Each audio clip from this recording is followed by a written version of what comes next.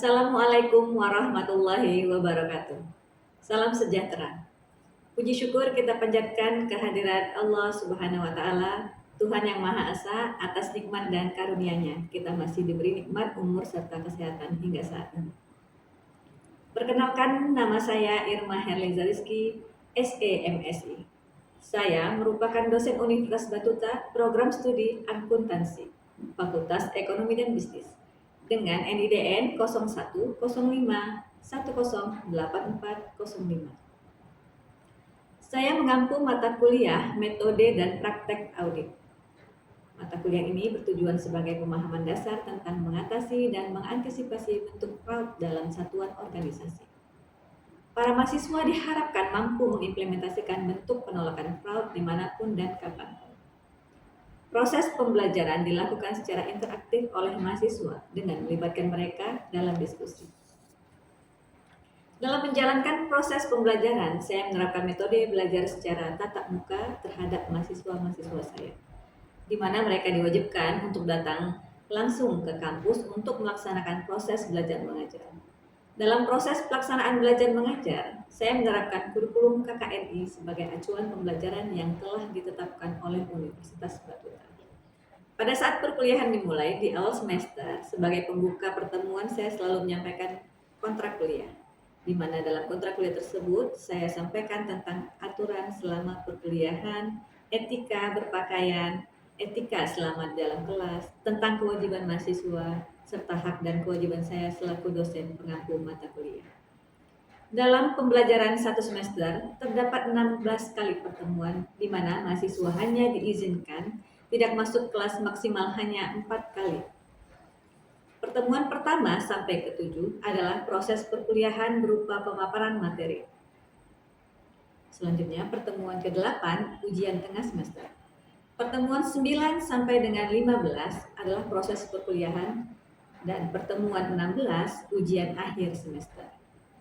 Adapun variabel penilaian terhadap mahasiswa di akhir semester meliputi kehadiran 10%, tugas 10%, ujian tengah semester 30%, tugas 2 10%, serta ujian akhir semester 40%. Setelah pemaparan kontrak kuliah, saya juga menyampaikan rencana pembelajaran studi atau RPS terkait capaian-capaian selama proses pembelajaran. Pemaparan materi yang saya sampaikan dirangkum dalam materi bahan ajar setiap pertemuan yang saya susun dalam bentuk slide PowerPoint untuk ditampilkan kepada mahasiswa. Saya juga merekomendasikan buku bacaan sebagai bahan bacaan referensi tambahan kepada mahasiswa sesuai mata kuliah yang mereka ikuti. Saya aktif dalam melakukan evaluasi pembelajaran guna mengetahui sejauh apa pemahaman mahasiswa terhadap pembelajaran yang dilakukan. Demikian video perkenalan guna memenuhi syarat sertifikasi dosen ini saya buat. Berikut saya tampilkan video proses pembelajaran mata kuliah metode dan praktek audit secara tatap muka. Wassalamualaikum warahmatullahi wabarakatuh.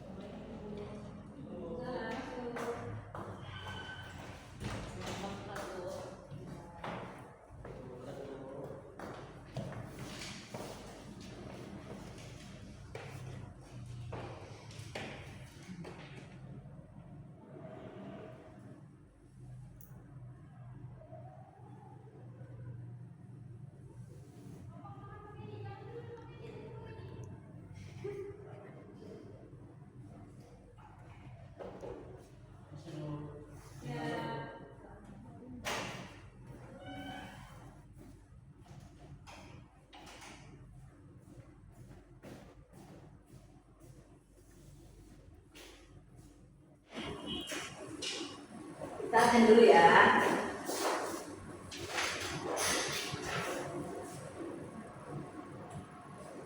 Assalamualaikum warahmatullahi wabarakatuh. Waalaikumsalam warahmatullahi wabarakatuh.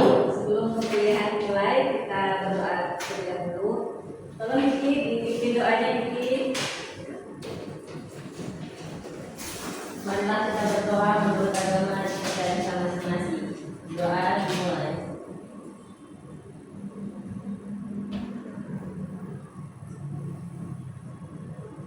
Doa selesai. Terima kasih Diki. Hari ini kita akan membahas topik tentang pengendalian internal. Sebelumnya, sudah ada yang pernah tahu tentang pengendalian internal? Belum. Belum pernah ada mendengar. Alhamdulillah sudah pengertiannya. Jadi, pengendalian internal adalah proses yang dirancang dan dijalankan oleh manajemen dan seluruh personel dalam organisasi untuk memberikan keyakinan memadai bahwa tujuan-tujuan organisasi akan tercapai. Apa saja tujuan organisasi itu? Pertama, melindungi aset perusahaan. Melindungi aset perusahaan itu tujuan utama dari sistem pengendalian internal adalah mencegah kerugian baik akibat kecurangan, kesalahan manusia maupun akses tidak sah. Contohnya apa?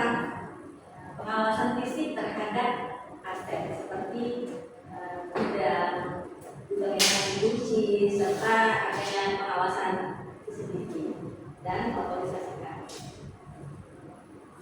Tujuan selanjutnya menjamin keandalan laporan keuangan. Sistem pengendalian membantu memastikan bahwa data keuangan yang dicatat adalah akurat, lengkap, dan dapat dipercaya. Hal ini penting untuk pelaporan keuangan yang sesuai dengan standar akuntansi dan bermanfaat bagi pengambilan keputusan manajemen maupun pemangku kepentingan eksternal. Selanjutnya yang ketiga, meningkatkan efisiensi operasional. Kontrol internal tidak hanya mencegah kesalahan, tapi juga membantu organisasi dalam menyusun prosedur kerja yang optimal dan konsisten, sehingga operasional dapat berjalan lebih lancar dan hemat biaya. Nah, tujuan dari perusahaan adalah untuk menurunkan biaya agar dapat pendapatan yang lebih banyak. Selanjutnya, yang keempat, menaati peraturan yang berlaku. Pengendalian internal memastikan perusahaan mematuhi peraturan hukum, perpajakan, regulasi industri, dan kebijakan internal perusahaan untuk menghindari sanksi, baik sanksi hukum dan reputasi. Ada yang mau ditanyakan dari pembahasan ini?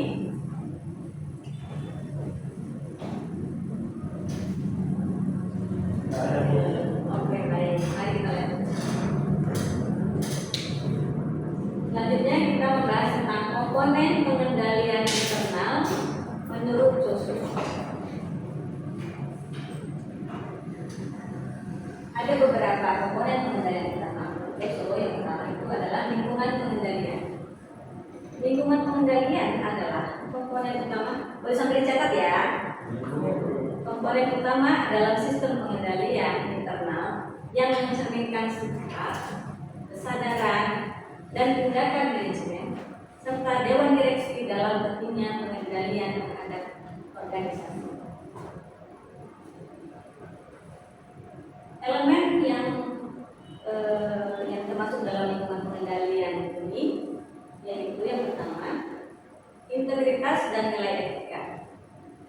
Di mana contoh integritas dan nilai etika ini terdiri dari kode etik, kebijakan anti korupsi, perilaku pimpinan yang memberi contoh yang baik kepada karyawan.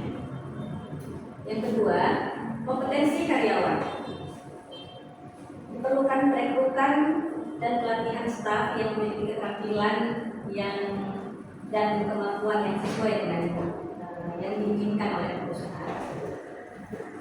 Yang ketiga, filosofi dan gaya operasi manajemen. Sikap manajemen terhadap pengambilan risiko dan pengendalian itu misalnya disiplin anggaran yang ketat. Jadi segala pengeluaran itu diminimkan. Kemudian struktur organisasi. Apakah organisasi memiliki pembagian tugas yang jelas, jalur pelaporan yang teratur, dan hierarki yang bagus? Kemudian pemberian wewenang serta tanggung jawab. Dalam pengendalian internal, sebaiknya perusahaan melakukan pendelegasian tugas dan kewenangan secara tepat dan terdokumentasi. Ya, kebijakan dan praktik sumber daya manusia. Ini bisa diterapkan pada proses rekrutmen, evaluasi, promosi, pemutusan hubungan kerja, sehingga dilakukan secara adil dan konsisten. Yang terakhir, Dewan Pengawas atau Komite Audit. Peran aktif dari Dewan atau Komite dalam mengevaluasi dan mengawasi pekerjaan itu sangat penting untuk tercapainya tujuan perusahaan dan mengurangi kesalahan atau fraud. Ada yang bertanyakan?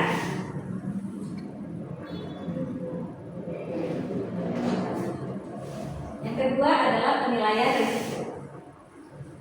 Penilaian risiko ini adalah proses dalam pengendalian internal untuk mengidentifikasi, menganalisis, dan mengevaluasi risiko yang dapat mengganggu pencapaian tujuan organisasi, baik dari segi keuangan, operasional, maupun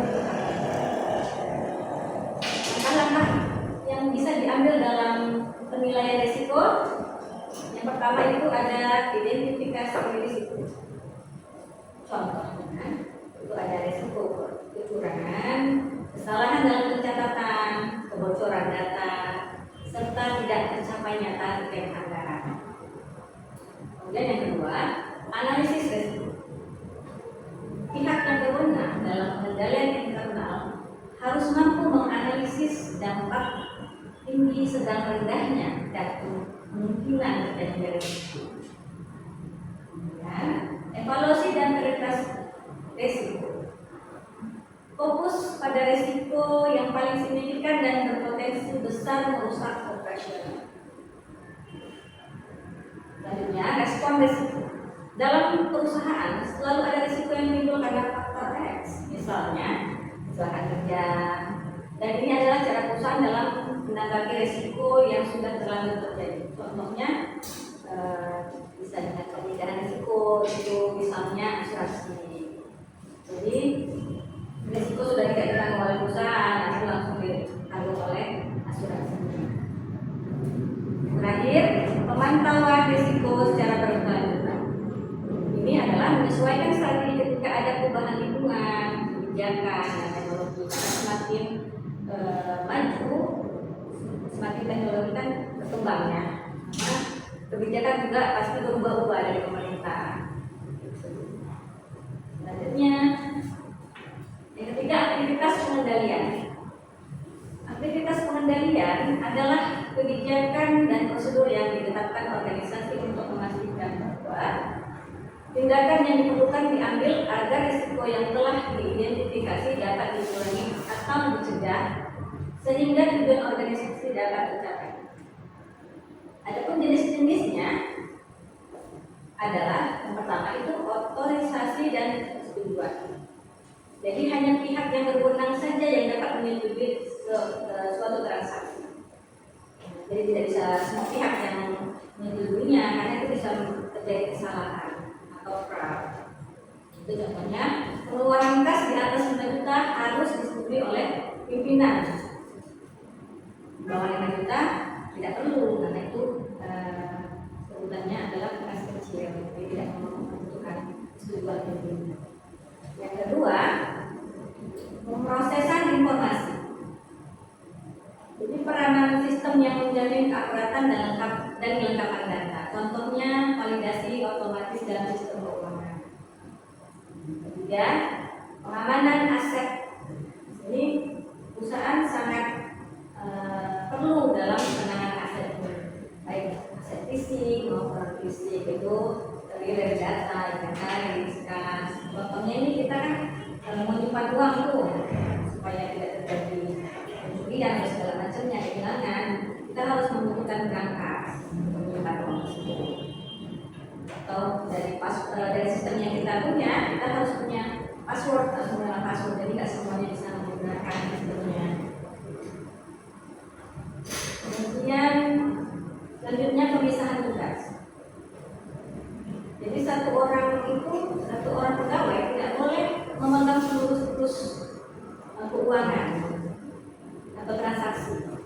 Nah itu tadi bisa menyebabkan terjadi kecurangan.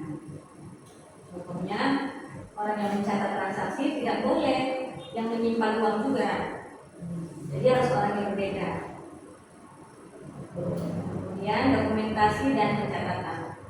Jadi seluruh transaksi yang terjadi dan kebijakan harus terdokumentasi secara tertib. Contohnya aplikasi, nota, dan jurnal dokumentasi. Terakhir, tujuan dan rekonsiliasi. Evaluasi dan perbandingan laporan dengan data aktual atau historis, contohnya rekonsiliasi bank bulanan atau rekening laporan. Keempat, informasi dan komunikasi. Komponen ini bertujuan untuk memastikan bahwa tersedianya informasi yang relevan dan berkualitas dan dikomunikasikan secara tepat waktu kepada pihak yang membutuhkan, baik itu pihak internal maupun pihak eksternal. Tujuannya apa? Agar semua orang di organisasi itu mendapatkan informasi yang benar, yang akurat, dapat melaksanakan tugas dan tanggung jawabnya secara efektif, dapat mendeteksi dan merespons risiko yang terjadi. Siapa saja yang membutuhkan informasi yang dimaksud tersebut?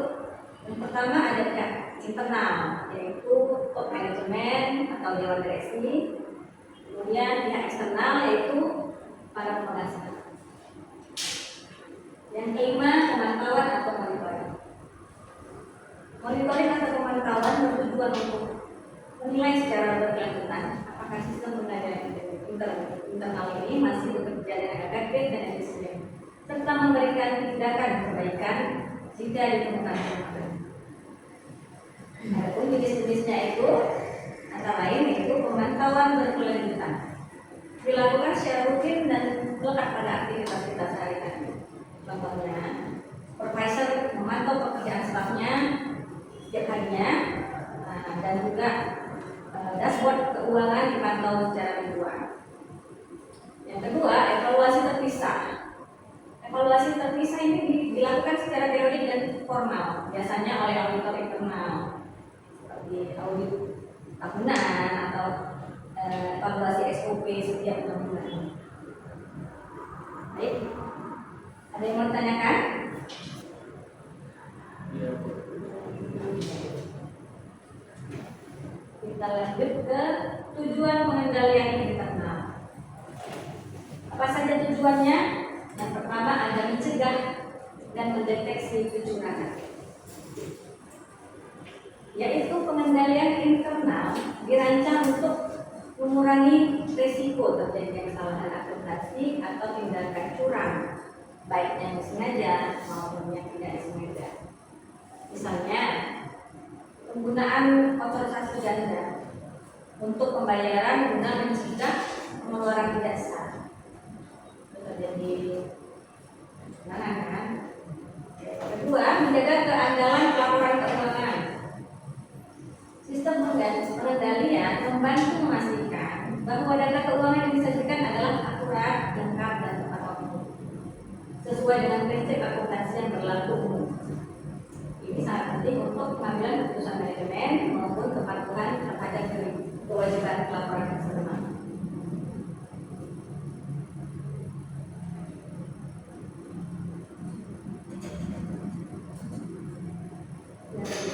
Menjamin efisiensi operasional.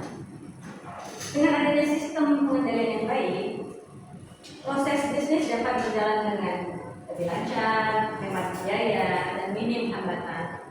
Nah, itu contohnya adanya prosedur standar operasional atau SOP dalam proses pengadaan barang untuk mencegah pemborosan. Kemudian yang keempat, memastikan kepatuhan terhadap hukum atau regulasi. Pengendalian ini membantu perusahaan mematuhi peraturan, undang-undangan, standar industri, serta kebijakan internal. Misalnya, kepatuhan terhadap perpajakan, regulasi keuangan, atau ketentuan dari otoritas pasar modal. Selanjutnya, prosedur auditor dalam menilai pengendalian. Pertama yaitu memahami struktur pengendalian internal. Auditor perlu memahami bagaimana sistem pengendalian internal perusahaan dirancang dan dijalankan. Pemahaman ini mencakup hitungan pengendalian, penilaian risiko, ekuitas, prosedur pengendalian yang relevan.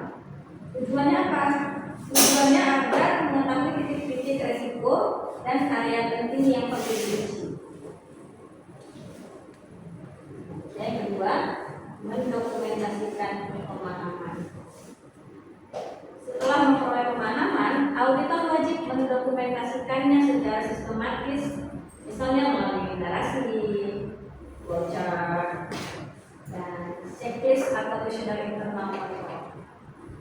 Dokumen ini sangat membantu dalam hal pertanggungjawaban audit, konsistensi audit di tahun-tahun berikutnya, serta menunjukkan audit trail atau audit trail kepada pihak ketiga, misalnya pengendalian mutu atau regulator. Yang ketiga, menguji efektivitas pengendalian atau test of control. Auditor dapat melakukan pengujian terhadap pengendalian untuk menilai apakah prosedur pengendalian berjalan sebagaimana mestinya, prosedur dijalankan oleh personal yang berwenang. Konteks pengujian itu antara lain observasi langsung pelaksanaan kontrol, yang kedua pemeriksaan dokumen bukti otorisasi atau bukti transaksi, dan yang terakhir wawancara dengan staf terkait. Namun jika tidak efektif, auditor dapat mengurangi pengujian. Namun jika itu efektif, auditor dapat mengurangi pengujian substantifnya. Jadi tidak perlu sampai ke bawah, hanya yang di atas saja yang diminta. Yang keempat, menilai risiko dan menentukan pengujian substantifnya. Jadi auditor dapat menilai serta melakukan pengujian substantifnya berdasarkan hasil uji kontrol. Auditor menilai risiko pengendaliannya, menentukan luas dan kedalaman prosedur substantif. Jika pengendalian lemah, maka auditor harus meningkatkan prosedur substantifnya. Dan selanjutnya, kelemahan umum pengendalian internal. Apa saja yang menjadi kelemahan untuk pengendalian internal? Yang pertama ada tidak ada pemisahan tugas. Kemudian yang kedua, dokumen tidak diberi nomor urut. Yang ketiga, tidak ada supervisi atas transaksi. Selanjutnya, kelemahan umum pengendalian internal. Kelemahan ini terdiri dari tidak ada pemisahan tugas. Kemudian dokumen tidak diberi nomor urut. Yang ketiga, tidak ada supervisi atas transaksi. Yang keempat, akses sistem tidak dibatasi. Oke, pembahasan mata kuliah kita hari ini sampai di sini sudah selesai. Ada yang bertanyakan? Ya, Aldo. Terkait dari pembahasan di awal Bu, di situ ada ketentuan poin efisiensi operasional perusahaan. Boleh dijelaskan lebih rinci Bu mengenai apa yang dimaksud dengan efisiensi operasional perusahaan? Oke, Aldo, terima kasih pertanyaannya. Jadi begini, efisiensi organisasi perusahaan itu adalah bentuk pengendalian yang bertugas sebagai sistem yang mengawasi jalannya organisasi. Bayangkan, jika perusahaan berjalan tanpa adanya pengawasan, betapa banyak kerugian yang dialami perusahaan tersebut. Contohnya, kerugian waktu karena tidak adanya pengawasan terhadap jam kehadiran, betapa banyak biaya yang terbuang karena tidak dapat atau tidak adanya pengawasan terhadap transaksi yang sebenarnya tidak dibutuhkan karena tidak ada otorisasi dari top manajemen. Jadi, pengendalian internal berfungsi sebagai pengawas terhadap efisiensi perusahaan. Bagaimana Aldo? Sudah mengerti? Terima kasih Bu. Ya. Ada lagi yang mau ditanyakan? Saya Bu, Ya, silakan. Kiki. izin Bu, terkait pembahasan yang sudah dijelaskan tadi. Poin mana ya, Ki? Di situ kan tadi ada Ibu menyinggung tentang struktur organisasi dan pengendalian internal. Saya ingin bertanya, kenapa struktur organisasi itu penting dalam komponen pengendalian internal? Terima kasih atas pertanyaannya, Kiki. Baik, jawab ya. Nah, seperti yang telah dijelaskan tadi, jika semua pegawai memiliki akses data terhadap hal yang bukan wewenangnya, maka akan rentan sekali terjadi kebocoran dan manipulasi data. Maka dari itu, struktur organisasi penting untuk salah satunya pengawasan akses data terkait. Terima kasih Bu. Oke, terima kasih. Baik, masih ada pertanyaan? Tidak Bu. Cukup? Baik, terima kasih atas perhatiannya. Jangan lupa materi ini pelajari lagi untuk ujian minggu depan. Oke, terima kasih. Assalamualaikum warahmatullahi wabarakatuh. Waalaikumsalam warahmatullahi wabarakatuh.